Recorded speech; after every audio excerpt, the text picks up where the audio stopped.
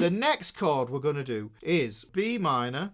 Let's look at B minor. We can see that B minor is a B, a D, and an F sharp. Let's just put it up here for a little notice for ourselves.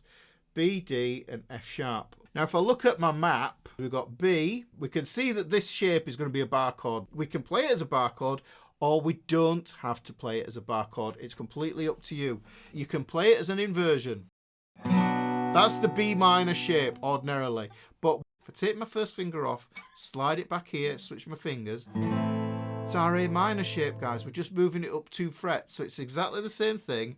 We don't have to play the full shape. You don't even have to bar over it because you can get all the notes that you need inside the inside 4 strings. You don't need to play the E strings because they're not part of it. So B, got an F sharp here, right? We've got a B here. That's a power chord. And there's the third, so the minor third. And we get a 5th here. So you can play it like that, play it like that. If the 5th here is transparent, we might not even need it. It's not important. I'm just plot those out on this. We've got a B, F sharp here, B here, D here, and then we've got the F sharp here. Now that's your traditional shape that you're going to come across, and we would bar across this fret here. But let me just draw the shape in for you. What's really useful to spot is this little pattern here. Look for these little patterns. They lead your eye. Look, you see in between the A minor and there, that B minor. That's just transposing the same shape up. But look at this here, guys. I've got this note that's on that string and this note that's here. So I've got lots that I can play around with.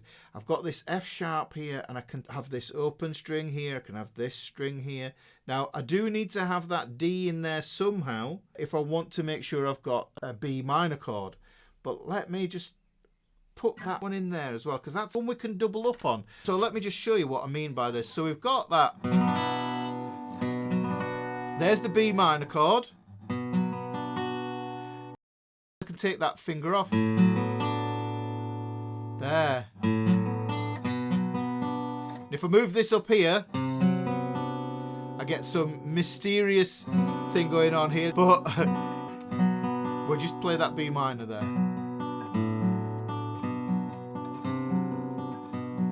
Those notes all go. The reason that sounds a bit awful is because of that tritone that we get there between the C and the F sharp.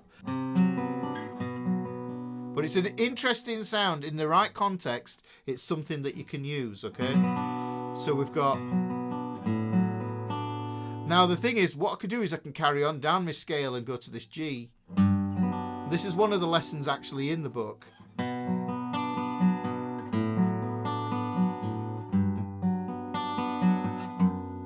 Go to the F sharp.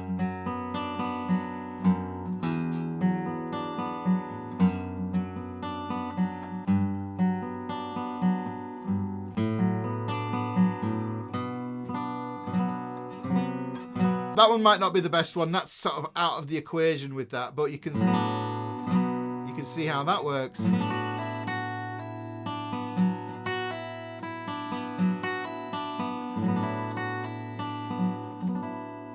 Okay, so the map is telling us what notes we can play, and what we do is we take our shape and we modify the shape to allow these notes into the sound of the chord. And this is a favourite way for me for playing a B minor 7. I just play it like that. Is that an easy way to play a B minor 7? This is a cheat. You could do this.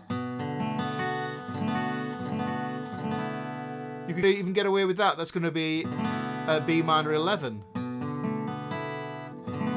Yeah, it's 2 fingers. It looks like an A7.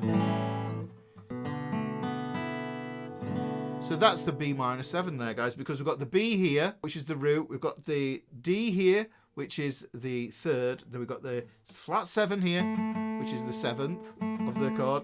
We've got a B, which is another root note. And then we've got the 11th here.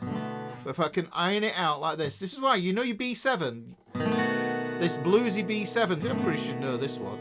If you just take that index finger off, it becomes a B minor 7 cheat, if you will. So if you struggle with getting to the B minor, which is this one, you just play this. Add that note there, that 5th flattens it out a little bit. But like I say, you don't need to know the names of the chords. Just play the shapes. Is it on the map? Now, here's another one. If you look at altering the B minor, yeah, remember this applies to the A minor shape as well. Then what I'm doing is I'm opening to that flat 7 here, which I had in that cheap B minor 7. This is a B minor 7 using a bar chord, and this is a B minor 7 using an open chord voicing. Not much difference. That's just a bit smoother, I feel. You can play it like that.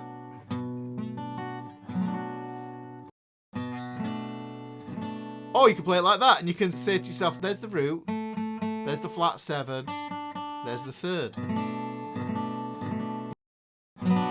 Full B minor 7, B minor 7 is a shell chord, it's a drop one, yeah, or this one here. So there's loads of different ways we can look at this. And just like the way you can do with this B7, so here's a little trick with the B7. There's the root, we can think of this as being the 5th. I'm still doing that bum ditty strum, the Carter family. So it's bass note, down, up, bass note, down, up, bass note, down, up, bass note, down, up. Now I can do the same thing with that B minor. So I can think, okay, I want this chord to sound a bit obtuse. Okay? It's up to you if you want to see the intervals. I recommend seeing the intervals. But this, to me, I'm looking at it, I'm thinking that's a B minor chord. That's the full shape, but this is a massive mutation of it. So you start to get this shape, and you might pull a shape and you think, what the heck is that? How do you name it? But the thing is, what you are accounting for it is it close to this shape or is it closer to another shape? Are they interchangeable? They can be interchangeable.